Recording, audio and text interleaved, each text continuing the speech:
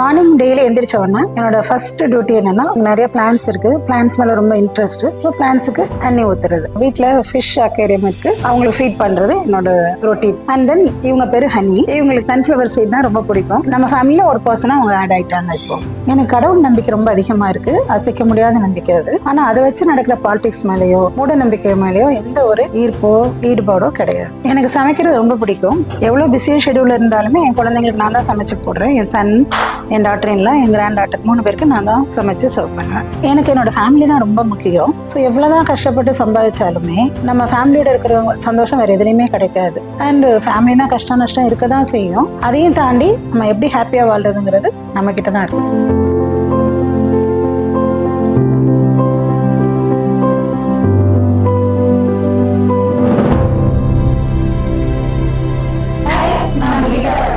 ஆணும் பெண்ணும் சமம்னு நினைக்கிற பல பெண்கள்ல நானும் ஒருத்தி.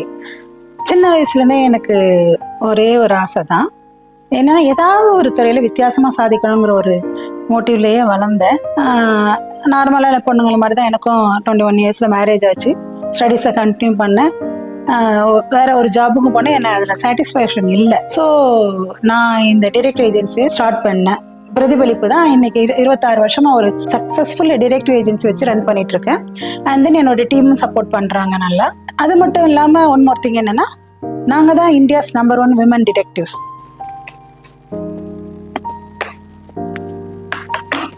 Hi, நான் மோனிகா ஸ்ரீதேவி.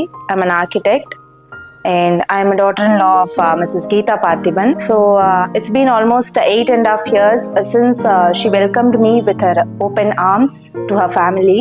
Hi, நான் Gautham, an advocate by profession.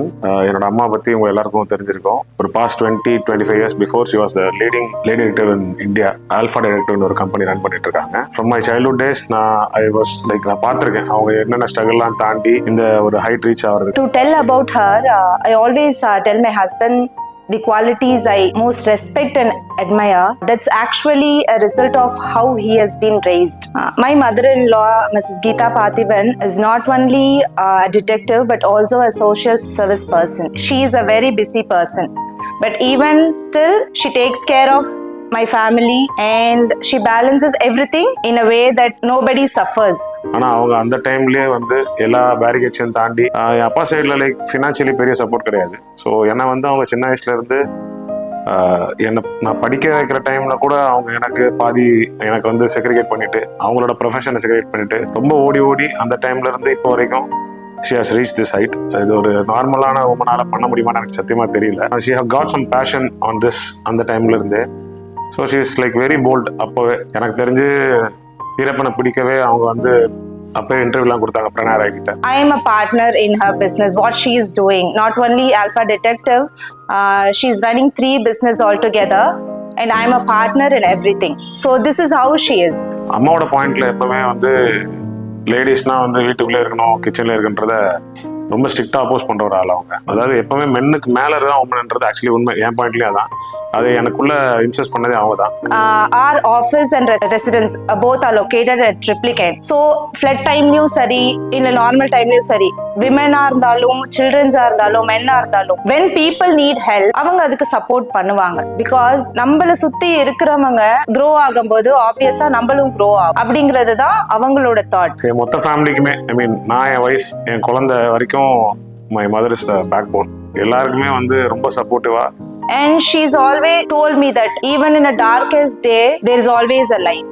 அம்மா is around 59 years. ஸோ அவங்க எனக்கு தெரிஞ்சு ஒரு 26 years-ஆ she is traveling in this same field. இப்போ வரைக்கும் she is running.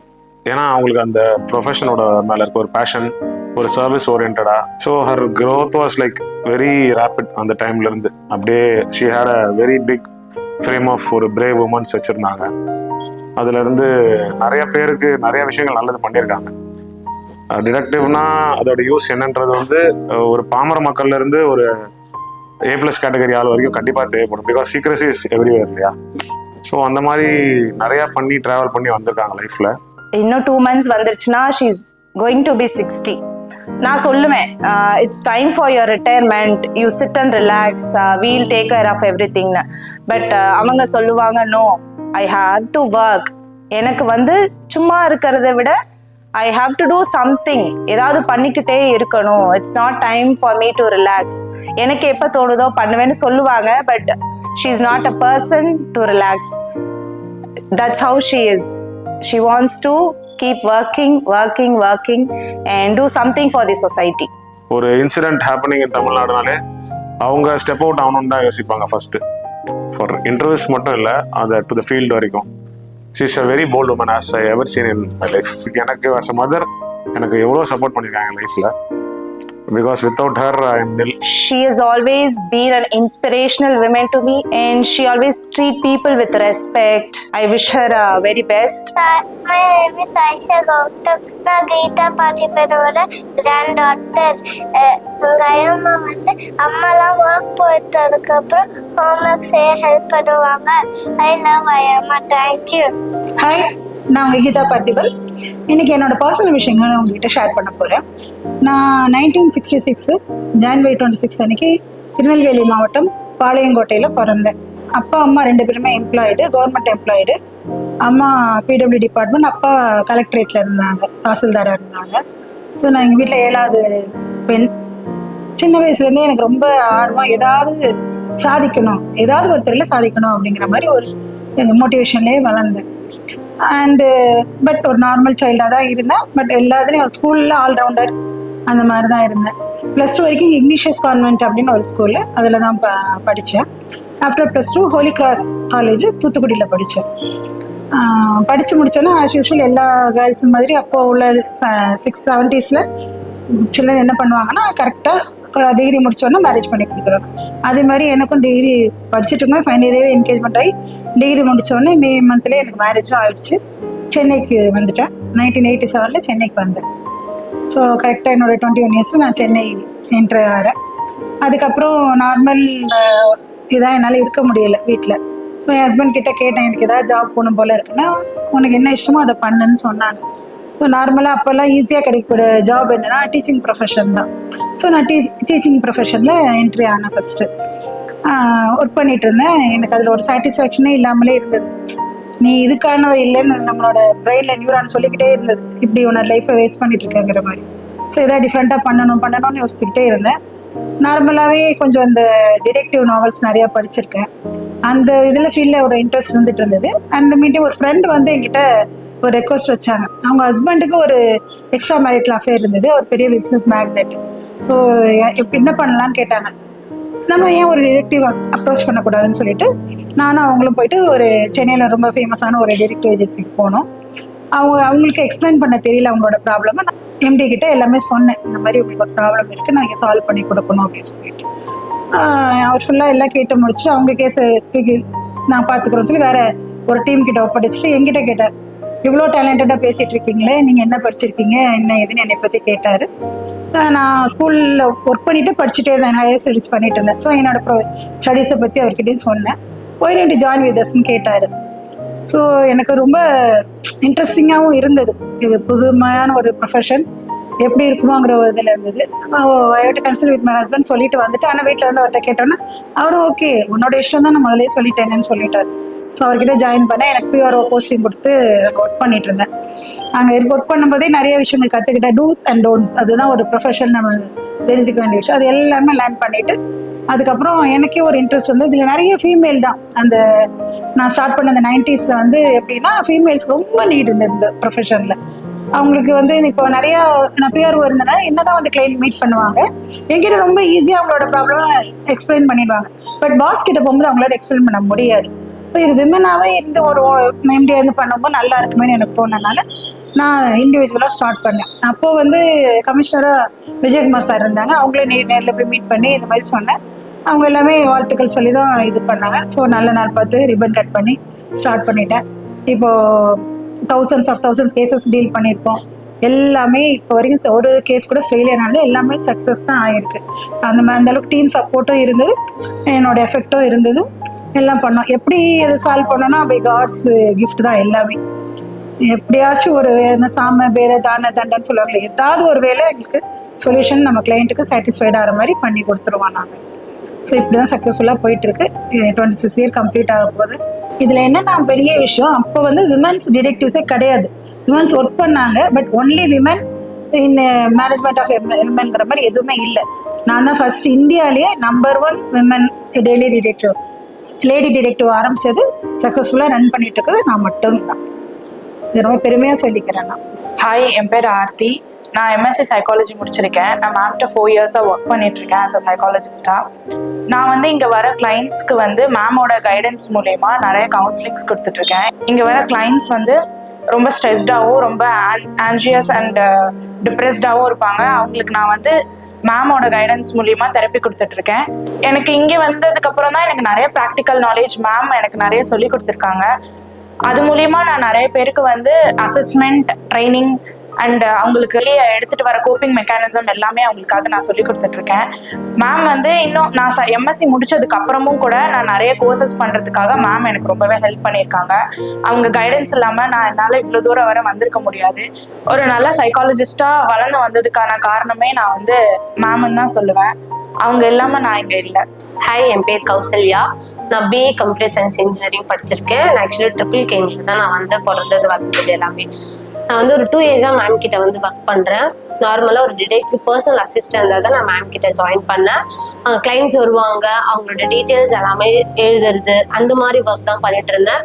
மேமோடைய எல்லா டீட்டெயில்ஸ் பற்றி சொல்லியிருக்காங்க. ஸோ அதனால வந்து மேம் இப்படி இருக்காங்களே, ஏன் நம்மளும் போய் வெளியே வந்து பார்க்கக்கூடாது அப்படின்றதுக்காக அவுட் ஆஃப் ஸ்டேஷன் இங்கே ஒரு 3-4 ஒரு அசைன்மெண்ட்ஸ் எல்லாமே நாங்கள் போய் பார்த்துருக்கோம். ஸோ கொஞ்சம் ரிஸ்காக தான் இருக்கும். அவங்கள வாட்ச் பண்ணும்போது எல்லாமே வந்து என்னையே பார்த்துட்டு ஏதாச்சும் கொஸ்டின்ஸ் அந்த மாதிரி கேட்பாங்களா அப்படின்னு சொல்றது பயமாக தான் இருக்கும். அதனால ஸோ ப்ராப்பர் வந்து எங்களுக்கு நிறைய மேம் கைட் பண்ணி சொல்லுவாங்க, இப்படி போகணும், இங்கே நிற்கணும், இந்த மாதிரி மாஸ்க் போடணும். ஸோ அந்த மாதிரி ஒரு நல்ல ஒரு கைட் பண்ணதுனால நிறைய ஒரு 4 கேசஸ் வந்து நானும் ஹேண்டில் பண்ணியிருக்கேன் மேமோடைய சப்போர்ட் படி. ஸோ நல்லா இருக்கும். போயின்னு பார்த்தாலும் கொஞ்சம் கஷ்டமா இருந்தாலுமே ஓகே, ஒரு ஆக்டிவா இருக்கும், நம்மளும் கற்றுக்கிட்டோம் அப்படின்ற மாதிரி. ஸோ நிறைய கற்றுக் கொடுத்துருக்காங்க. இந்த அளவுக்கு ஒரு டிடெக்டிவ் ஒர்க் பண்ணுறேன் ஒரு 2 வருஷம் அப்படின்றப்ப ஒரு பெரிய விஷயமா தான் இருக்கும். ஒரு லேடி கிட்ட இருந்து இந்த விஷயம் நிறைய நான் கற்றுக்கிட்டேன் அப்படின்றப்ப. ஸோ இந்த ஃபீல்டுன்றப்ப ஒரு நல்ல ஒரு சாட்டிஸ்ஃபைடாக இருக்குது. இந்த மாதிரி நிறைய பேருக்கு நம்மளும் ஹெல்ப் பண்ணுறோம் அப்படின்ற மாதிரி ஒரு ஹெல்ப்ஃபுல்லாக இருக்குது. So thank you. ஹாய், என் நேம் வந்து சந்தோஷ்குமார். பிஏ எக்கனாமிக்ஸ் படிச்சிருக்கேன். நான் ஆல்பா டிடெக்டிவ்ல இன்வெஸ்டிகேட்டராக ஒர்க் பண்ணிகிட்ருக்கேன். இன்வெஸ்டிகேட்டராக 4 இயர்ஸாக ஒர்க் பண்ணிகிட்ருக்கேன். மோஸ்ட்லி எங்களது வந்து ஃபீல்டு ஒர்க்கு தான். அந்த ஃபீல்டு ஒர்க்கில் என்னென்ன பண்ணுறோன்னா ப்ரீ மேட்ரிமோனி, போஸ்ட் மேட்ரிமோனி, அப்புறம் சைல்டு அபியூஸ், இதெல்லாம் கேசஸ் எல்லாம் பார்த்துட்ருக்கோம். சப்போஸ் யாருக்காச்சும் எங்கள் மேலே டவுட் வந்ததுன்னா அங்கேருந்து நாங்கள் எப்படி ப்ரெசன்ஸ் ஆஃப் மைண்ட் யூஸ் பண்ணி மூவ் ஆன் ஆகிறோன்ட்டு வந்து மேம் எங்களுக்கு ட்ரெயின் பண்ணியிருக்காங்க. அது மூலயமா நாங்கள் யோசித்து அங்கேருந்து நாங்கள் மூவ் ஆனோம். சப்போஸ் ஏதாச்சும் ஒரு ப்ராப்ளம் வந்தாலும் கிளைண்ட்டோட டீட்டெயில்ஸை எப்போவுமே நாங்கள் வந்து ரிவீல் பண்ண மாட்டோம். ஸோ டிடெக்டிவ் என்ன எதுக்காக இருக்குது சொசைட்டியில் தேவைங்கிறத பற்றி நான் சொல்ல போகிறேன். நாங்கள் என்ன service, mostly family orient cases தான் முக்கியமாக பண்ணுறதுன்னா ப்ரீ மேட்ரிமோனியல் வெரிஃபிகேஷன் சொல்லிட்டு. அதாவது அந்த காலத்துலாம் எப்படி பண்ணிட்டு இருந்தாங்கன்னா, ரிலேட்டிவ்ல கல்யாணம் பண்ணாங்க, அப்புறம் புரோக்கர் மூலமாக, இப்போ ஃபுல்லாக ஆன்லைன் ஆப் மூலமாக தான் பார்த்து மேரேஜ் பண்ணிக்கிறாங்க. இதில் ஏகப்பட்ட ப்ராப்ளம்ஸ் வருது. Before marriage groom or bride அவங்க ஃபேமிலியை பற்றி ஃபுல் அண்ட் ஃபுல் என்கொயரி பண்ணி அவங்களோட character, attitude, behaviour, habits, past affair, current affair, இந்த மாதிரி விஷயங்களை தெரிஞ்சுட்டு மேரேஜ் பண்ணுறது ரொம்ப நல்லது. இல்லைன்னா அவங்களாம் நிறைய ப்ராப்ளம் ஃபேஸ் பண்ணிக்கிறாங்க. thousands of cases, divorce cases family கோர்ட்டில் நடந்துட்டு தான் இருக்குது. ஸோ இதெல்லாம் அவாய்ட் பண்ணால் ப்ரீ மேட்ரிமோனியல் சர்வீஸ் கண்டிப்பாக பண்ணிக்கணும். And then next post matrimonial verification. இது என்னென்னா ஆஃப்டர் மேரேஜ் ஹஸ்பண்ட் மேலே ஒய்ஃப் மேலே ஹஸ்பண்டுக்கோ வர டவுட்ஸ், இது வெறும் டவுட்ஸாகவும் இருக்கலாம், இல்லை அது உண்மையாகவும் இருக்கலாம். உண்மையாக இருந்து அதனால டிஸ்பியூட் ஆகி அவங்க செப்பரேட் ஆகிறத விட இனிஷியல் ஸ்டேஜ்லேயே அது என்னன்னு தெரிஞ்சு சால்வ் பண்ணிட்டாங்கன்னா அந்த ப்ராப்ளம் அவங்க லைஃப் நல்லா இருக்கும். சில்ட்ரன்ஸ் கேர் அண்ட் பேரண்ட் சொல்லி ஒரு சர்வீஸ் பண்ணிட்டு இருக்கோம். அதாவது தப்பான வழியில் போகிற குழந்தைங்களை அதுலேருந்து மீட் எடுக்கிற ஒரு முயற்சி இது. இதுக்கு பேரண்ட்ஸுக்கும் கவுன்சிலிங் கொடுக்கும். அவங்களுக்கு என்னன்னே தெரியாது. அவங்களோட சில்ட்ரனோட ஆக்டிவிட்டியில் டிஃப்ரென்ஸ் ஆஃப் இது தெரியும் போது அவங்களுக்கு வந்து என்ன ப்ராப்ளம்ங்கிற கண்டுபிடிக்க முடியாமல் ரொம்ப கஷ்டப்பட்டுட்டு இருப்பாங்க. அந்த சமயத்தில் அவங்களுக்கு என்ன ப்ராப்ளங்கிறத நம்ம ஃபைண்ட் அவுட் பண்ணி அதுலேருந்து அந்த குழந்தைங்க எப்படி வெளியில் வர்றதுக்கு இருக்க அந்த குழந்தைங்களும் கவுன்சிலிங் கொடுக்கும், அவங்க பேரண்ட்ஸுக்கும் கவுன்சிலிங் கொடுக்கும். செட் ஆஃப் சைக்காட்ரிஸ்டும் இங்கே இருக்காங்க.